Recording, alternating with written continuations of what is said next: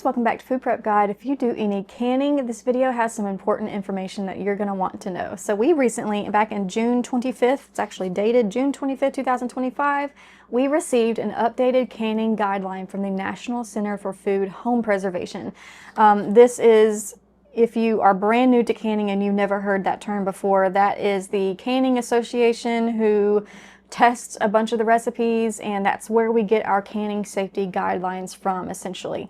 Every now and then they will come out with an update to either a canning rule that has never been stated before, or an update to a canning rule that was in the past that they now have more of an understanding of, and so they will put out an updated safety, update about it. So I want to read it to you word for word. It's not very long, and then I want to talk to you about my opinion on it, how I'm going to be or not going to be implementing it in my kitchen, and just give you a straightforward chat about how I feel about canning guidelines like these and how we should respond to them. Let's just say that, okay? Okay, so revised recommendations for stock and broth concentrates. This is going to be talking mainly about our chicken broth base powders and bouillon cubes and like a better than bouillon liquid paste type thing. Okay. Broth or stock concentrates such as bouillon cubes, powders, or base pastes should only be used in home canning recipes when the recipe specifically calls for liquid broth or stock, and they must be fully dissolved in water according to the manufacturer's instructions before being added. Here are some key points. Broth and stock may be used interchangeably in up-to-date pressure canning recipes from reliable sources. Reconstitute broth or stock concentrates by dissolving them in water according to the manufacturer's instructions. If the recipe does not include broth or stock as an ingredient, don't use it. Do not add a bouillon cube or other concentrate that has not been reconstituted directly to a recipe. Do not substitute broth or stock for other liquids like water or juice in boiling water canning recipes, which is interesting because broth and stock is pressure canned. It's never boiling water bath canned. So that's all it says right there. So what is essentially what they are saying is if you are going to be flavoring any of your recipes with broth, like let's say you're making potatoes and instead of canning them in water, you want to can them in chicken broth, but you don't have any liquid chicken broth on hand, so you're going to use your broth powder or a bouillon cube or a paste. What they're saying is don't do it unless you reconstitute it according to the manufacturer's instructions, which in this case, if I were to use this powder, I would need to use 2 level teaspoons to 1 cup of boiling water, mix well, and since a quart jar holds more than 1 cup, I would need to double that, let it dissolve, and then pour it into my canning jar as if it was a liquid broth. That's essentially what they're saying, whether it's powder, whether it's a bouillon cube, or whether it's like a better than bouillon liquid type paste. They're saying don't do it unless it's reconstituted first, and then they have some other little nuance to things. So let me share my opinion. I was trying to think about how to do this video, and I was getting a little bit confused because I really need to talk to 2 different groups of people here. So let me just state that up front, that I'm talking to 2 different groups of people here. The first group is going to be those of you who are brand new to canning. We have said it before here on this channel that if you are brand new to canning, we do recommend that you stick to the canning guidelines as put out by the National Center for Food Home Preservation, and that you stick to them to a T, that you do not deviate whatsoever. The reason that is because as you can, according to their tested, proven, safe recipes, you're going over their guidelines, you are essentially learning what is safe and what is not safe. And canning definitely has a safety component to it, and you don't want to jump in as a brand new canner and just think that you can plop any kind of food or liquid into a jar, pop it in your canner, and you're good to go. That is not the case. So following those guidelines to a T and never deviating while you're in that learning process is just a smart thing to do. You're teaching yourself what is safe and what is not safe. Okay, so that's group number 1. So group number 1, stick to what they say. Group number 2 is for those of you who are more experienced in canning, who you've been doing it for a year, 2 years, 3 years. Maybe you've canned thousands of jars. You know that there is some wiggle room within the canning guidelines, but if you're brand new, there's no wiggle room. But if you're experienced, Here's how I feel about this. So y'all know, if you have been with us for a while, if you're new, hi, my name is Jordan. I run this channel with my dear friend Stacy, and we go do a bunch of canning, dehydrating, freeze drying, gardening, all of those types of things. But you have seen us can with this chicken broth powder. In fact, I have a beef broth powder, which this applies to chicken, beef, vegetable, any of your broth powders. This is how I season my venison that we hunt and preserve and make it taste like beef, is by cooking it in a beef base. And it really helps to remove that gamey taste. I do it all the time. I also like to season my canned chicken. Instead of using salt, I like to use a chicken broth powder instead, because it just helps really intensify those chicken type flavors in that jar.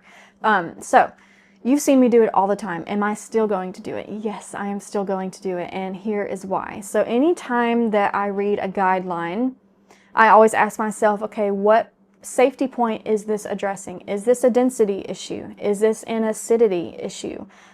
Is this some other type of issue that relates to a known and proven canning safety guideline? So in this case, we're not dealing with acidity, because you only can broths in pressure canning. You don't ever use a water bath canning recipe and add broth. That's a no-no. So that's not even, acidity is not even a thing, because the whole reason we pressure can is to make the acidity, to get the temperatures high enough to kill off botulism and other types of bacteria that could be in our jars. So that's not even a consideration. So the other consideration is density. If I put a teaspoon of this broth powder inside one of my canning jars, and then I proceed to fill that canning jar with venison or chunked chicken, what's going to happen? Well, if you've been canning for a while, you know that if you are doing a raw pack meat recipe, throughout the canning process, that meat releases enough liquid to fill the jar all the way to 1-inch headspace typically. So what's going to happen throughout the canning process? That jar is going to fill up with water. It's going to mix up with the broth powder. And if you've ever canned it before, when you take that jar out of the canner, it's as if you cooked it in a completely liquid broth. There's no chunk of chicken powder. You know, the chicken powder is incorporated throughout the jar. So is it a density issue? No, it's not a density issue. The only caveat to that would be, I don't regularly work with bouillon cubes. In fact, this has never been opened, and it's probably expired, but I've never worked with bouillon cubes. I don't know how easily they dissolve, so I'm just going to throw that out there. I don't know if you were to open one of these and throw it in your jar, does it dissolve really easily as soon as you pour water on it, or does it take a few minutes to dissolve? Then you got to smush it with a spoon, and I don't know. So I'm not really talking about bouillon cubes here. I'm talking about the powders and the better than bouillon. You've seen it probably before. It's like liquid, but it's more of like a very thick syrupy liquid. But still, when it mixes with water, it's not adding any kind of density. When I say density, if you're brand new to canning, think about pumpkin puree that you would get from the store. At home, it is not safe to can pumpkin puree because it gets incredibly dense inside of that can, causing potential heat penetration issues. Well, why can we go to the store and buy them? Well, the stores are being canned in a commercial facility with commercial canning equipment that can reach far higher pressures and therefore far higher temperatures than our home canning equipment can reach. And that's the nuance between why we can't can it at home, but we can go to the store and buy a can of it. So when I say density, I'm talking something super thick like a pumpkin puree. Does a broth powder in a jar mixed with water have anywhere near the consistency of a dense pumpkin puree? Absolutely not. So in my kitchen, I'm going to continue adding my powder straight to the jars.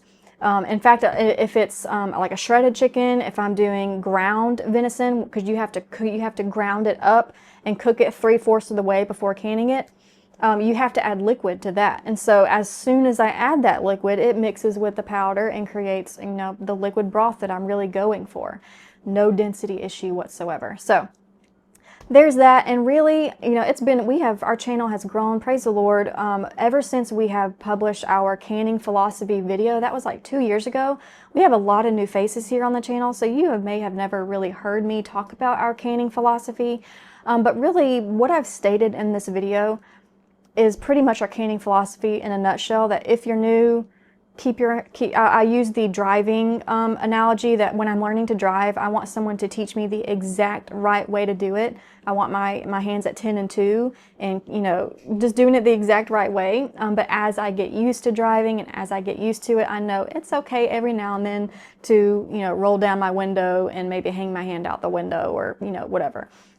So, but when you're first learning, you know, stick to the rules. So that's our canning philosophy.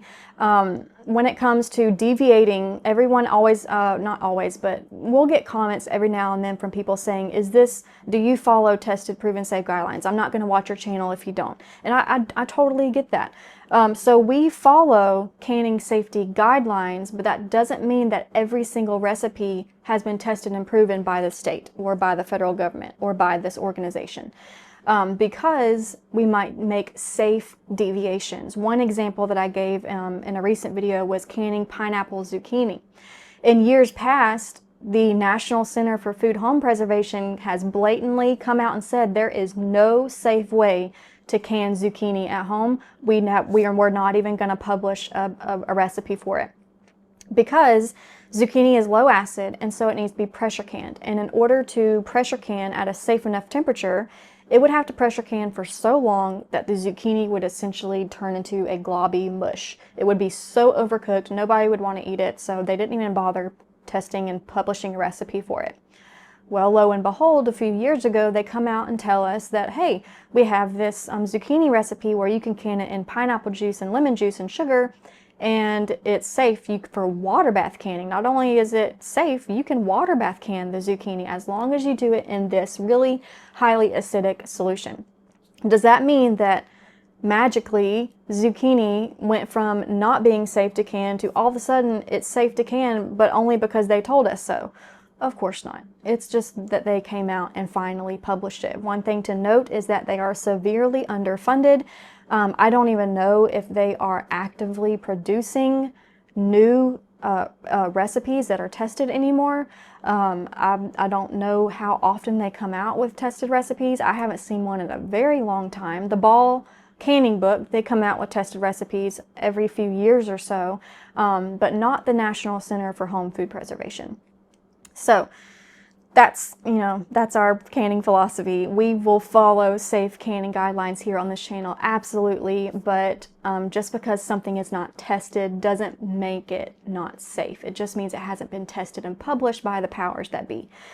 So anyway, I hope that helps, and I hope that kind of gives you an idea of what this, maybe you heard of it and you were confused by it, maybe you had no idea. Now you know. Okay, y'all, hope that was helpful to you, and we will see you next time. Bye.